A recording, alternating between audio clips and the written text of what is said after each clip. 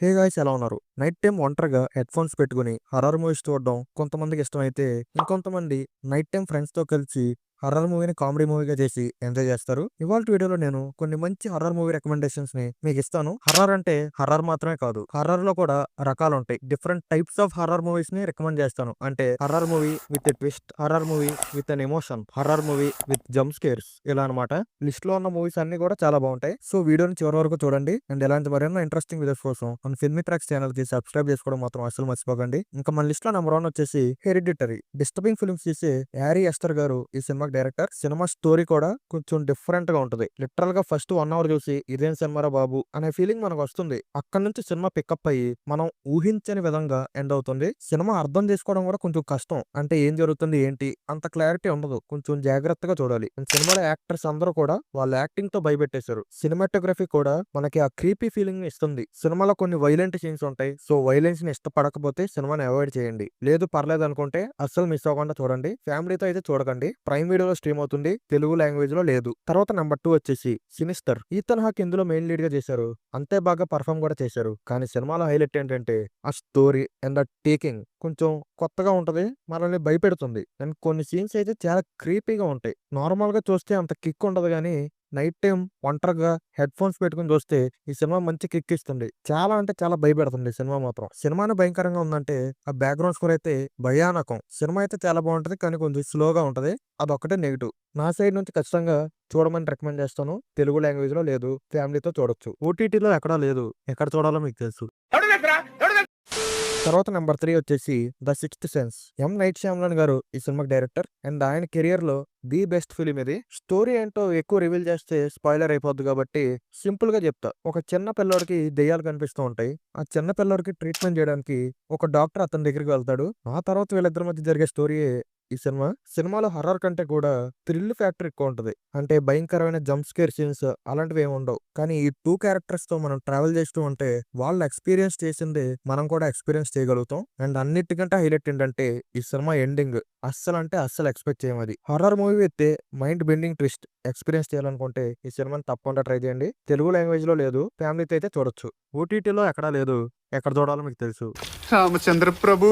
తర్వాత నెంబర్ 4 వచ్చేసి malignant. Horror movie with a mind bending twist లో ఈ లిస్ట్ లో ఇది సెకండ్ మూవీ. సినిమా డైరెక్టర్ కూడా కాంజూరింగ్ సినిమా తీసిన జేమ్స్ వాన్ గారు. అండ్ సినిమా కాన్సెప్ట్ కూడా చాలా కొత్తగా ఉంటది. మెయిన్ లీడ్ గా చేసిన ఎన్నబెల్లా వాలిస్ గారి పర్ఫార్మెన్స్ కూడా నెక్స్ట్ లెవెల్లో ఉంటది. సినిమాలో హారర్ ఫ్యాక్టర్ తో పాటు యాక్షన్ సీన్స్ ఉంటాయి. అవి అయితే అదిరిపోతాయి అసలు. అవి సినిమాటోగ్రఫీ తోపు ఉంటది. మూవీ ఎండ్ అయ్యేసరికి మనం ఖచ్చితంగా షాక్ అవుతాం. అండ్ మన మీద ఒక గట్టి ఇంపాక్టే ఉంటది. అస్సలు మిస్ అవ్వకుండా చూడండి సినిమాని. ప్రైమ్ వీడియోలో తెలుగులో కూడా ఉంది. ఫ్యామిలీతో కూడా చూడొచ్చు. తర్వాత నెంబర్ 5 వచ్చేసి ద మీడియం. ఇది ఒక మాక్యుమెంటరీ ఫిలిం. మాక్యుమెంటరీ ఫిలిం అంటే ఒక ఫిక్షనల్ స్టోరీని డాక్యుమెంటరీ స్టైల్లో ప్రజెంట్ చేస్తారు. అండ్ ఈ సినిమాని చూస్తున్నప్పుడు కూడా మనం ఒక డాక్యుమెంటరీ చూసినట్టు ఫీల్ అవుతాం. అలాని సినిమా ఎక్కడ బోర్ కొట్టదు. చాలా అంటే చాలా అంటే చాలా థ్రిల్లింగ్ గా ఉంటది.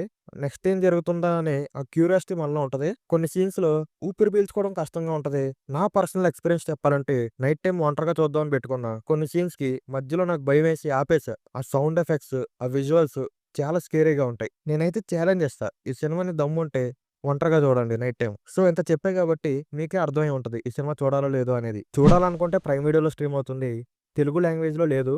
అండ్ ఫ్యామిలీతో కూడా చూడకండి. తర్వాత నెంబర్ 6 వచ్చేసి గెట్ అవుట్. ఈ సినిమాకి బెస్ట్ ఒరిజినల్ స్క్రీన్ ప్లే కేటగిరీలో ఆస్కర్ అవార్డు కూడా వచ్చింది. Very different concept cinema story. And కొంచెం సెన్సిటివ్ టాపిక్ అని చెప్పుకోవచ్చు. సినిమా స్టార్ట్ అవడం నార్మల్ గా స్టార్ట్ అయినా సరే ప్రొసీడ్ అయ్యే కొద్దీ ఎటెటో వెళ్ళిపోద్ది. ఏదేదో జరిగిద్ది. అన్ఎక్స్పెక్టెడ్ అంటే అన్ఎక్స్పెక్టెడ్ అవుద్ది. మధ్య మధ్యలో వచ్చే కొన్ని సీన్స్ కి అయితే వెన్నులో వణుకు పుట్టడం ఖాయం. అంటే ఒకేసారి స్క్రీన్ మీదకి వచ్చేసి భయపెట్టే సీన్లు ఉండవు. కానీ మనం భయపడతాం. అలాంటి కొన్ని డిఫరెంట్ కైండ్ ఆఫ్ సీన్స్ ని డిజైన్ చేసుకున్నారు. సినిమా డైరెక్టర్ వచ్చేసి జార్డన్ పీల్ గారు. ఈయన్ని మీరు చూసే ఉంటారు ఒక మీమ్ టెంప్లెట్ మీద.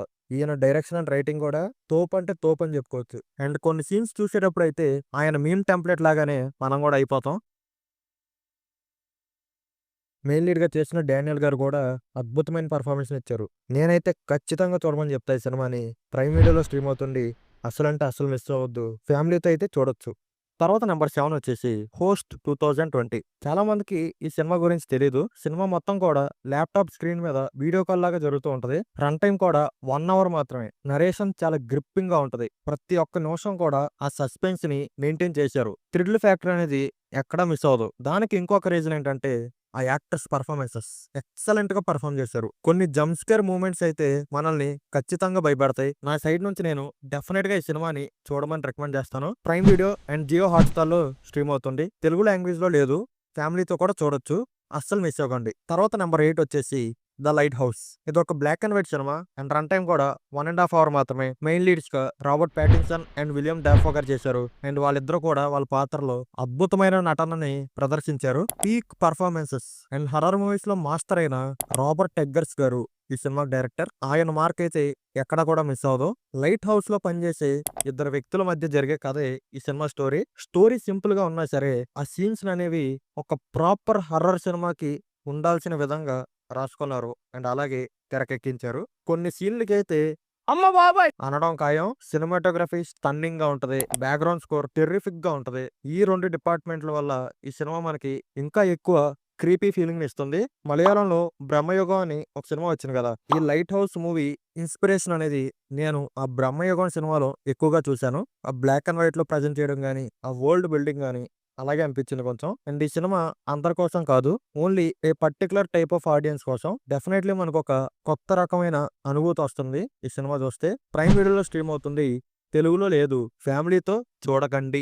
తర్వాత నెంబర్ 9 వచ్చేసి 'టాక్ టు మీ'. ఇద్దరు యూట్యూబర్లు కలిసి తీసిన దెయ్యాల సినిమా ఇది. అండ్ 2023లో వచ్చిన one of the best horror cinema ఇది. హర్రర్ సినిమాని ఒక డిఫరెంట్ కైండ్ ఆఫ్ నరేషన్ తో మనల్ని భయపెట్టిస్తూనే ఆశ్చర్యపరిచేలాగా తెరకెక్కించారు.